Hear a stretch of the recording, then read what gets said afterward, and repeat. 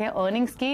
HDFC group focus में है, HDFC twins खास तौर से, लेकिन अगर एचडीएफसी लिमिटेड की बात करें तो यहाँ पर अर्निंग्स भी आए हैं और इसी वजह से स्टॉक फोकस में भी है। ऑल्दो नंबर्स जो हैं वो अच्छे पोस्ट किए हैं कंपनी ने। जो मुनाफा है वो 19% बढ़ा है, आय में 36% का उछाल देखा गया है, नेट इंटरेस्ट इनकम में भी 16% की ग्रोथ रही है। इन्हीं नंबर्स पर बातचीत करने के लिए हमारे साथ कंपनी के सीईओ के मिस्त्री मौजूद है। मिस्टर मिस्त्री नमस्कार, वेलकम टू सीएनबीसी आवाज।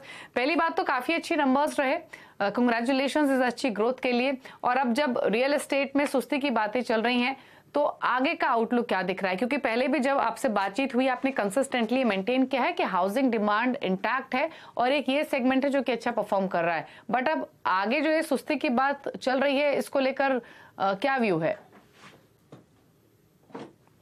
देखिए, ग्रोथ का आउटलुक तो बहुत स्ट्रांग है, क्योंकि जो हाउसिंग की जो पेनिट्रेशन है, हाउसिंग लोन की जो पेनिट्रेशन है इंडिया में, वो अभी तक बहुत ही कम है। Mortgage to GDP ratio in India is 11%. China के अंदर the ratio is over 20%. European countries, Western countries, US is all over 40%. तो हमारे यहाँ penetration इतना low है कि over a period of time the growth in the housing finance business will continue to remain strong, not for 1 quarter, 1 year, 5 years, but for a very, very long extended period of time. Secondly, क्या है कि हमारे in our country 2/3 of our population is below 35 years. जो आदमी पहली बार what we see from our books is a person buying a house for the first time, his average age is about 38 or 39 years. तो अगर 2/3 of India's population आज 35 साल से कम है, तो look at the fact that over the next 1, 3, 5, 10 years, all these people will need to buy a house. So structural demand जो होता है ना housing के लिए is very, very, very strong.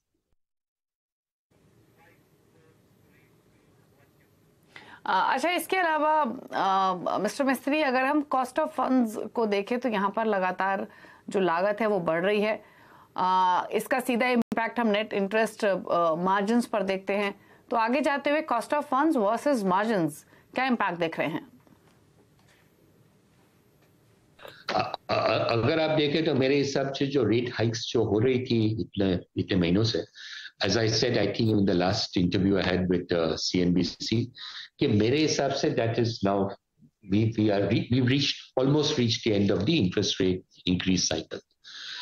मेरे हिसाब से market rates, अगर आप you see, have also started coming down a little bit compared to what they were. Still marginally, it's still not very significant.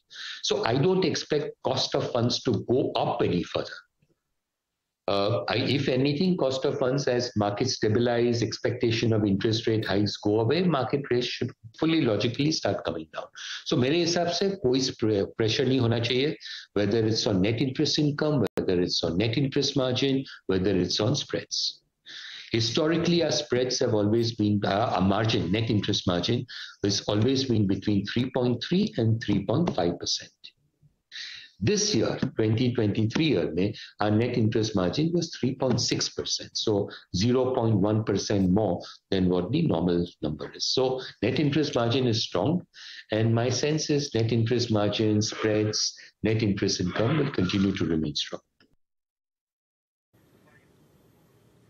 Okay अच्छा mister मिस्त्री, ये तो earnings या फिर आगे के आउटलुक की बात हुई, लेकिन एक इम्पॉर्टेंट बात ये भी है कि एचडीएफसी लाइफ में आरबीआई ने जो हिस्सा बढ़ाने की आपको इजाजत दी है उसको लेकर क्या अपडेट है? क्या इसी तिमाही में वो खरीदारी करेंगे? क्या एग्जैक्टली तैयारी है आपकी? लॉजिकली यही क्वार्टर में करना पड़ेगा। उसके लिए कुछ रेगुलेटरी रिक्वायरमेंट्स है, कंपटीशन कमीशन, वो सब, and we are on top of it. तो यही क्वार्टर में हो जाना चाहिए। ओके अच्छा, इसके अलावा अब क्योंकि डिजिटल इज द फ्यूचर और सभी, चाहे वो फाइनेंशियल फर्म्स हो या बैंक्स हो, वो अपने डिजिटल प्रेजेंस को और एनहांस कर रहे हैं और कन्वीनियंस कस्टमर्स के लिए लेकर आ रहे हैं। एचडीएफसी लिमिटेड की क्या तैयारी है डिजिटल फुटप्रिंट को और एनहांस करने के लिए? देखिए, दो चीज है। एक तो सबसे पहले, as far as IT, digitization, all of that is concern, we have top of the line. हमारी जो कॉस्ट इनकम रेशियो है, as I is one of the lowest in the world. You cannot have such a low cost income ratio unless your systems, your processes, your technology, your digitization, all of that is top grade. तो उसमें तो कोई concern ही नहीं है. This year 94%, 94% of the loans we did were done digitally.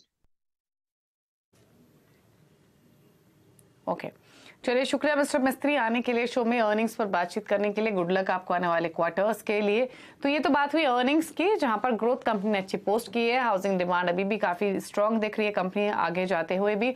All the stock आपको pressure में दिखाई दे रहा है. उसके पीछे अर्निंग्स नहीं बल्कि जो MSCI का एडजस्टमेंट जो उन्होंने अनाउंस किया है मर्ज एंटिटी के लिए, जिससे थोड़े आउटफ्लोज होंगे, उसका इंपैक्ट हम इन स्टॉक्स पर देख रहे हैं. फिर चाहे वो HDFC बैंक हुई, HDFC लिमिटेड हो, ये तीन इनफैक्ट हमारे साथ कुछ ही देर में मौजूद रहेंगे जो एग्जैक्टली इस मैथ्स को समझाएंगे कि क्या इंपैक्ट होगा या फिर ये दोनों स्टॉक्स क्यों इतने पेन में है. लेकिन उससे पहले गावा साहब की राय ले लेते हैं. गावा साहब, ऑल्दो न्यूज का इंपैक्ट है तो ऐसे में टेक्निकल्स काम नहीं करते हैं, बट स्टिल कहां सपोर्ट देख रहे हैं HDFC लिमिटेड और HDFC बैंक दोनों में?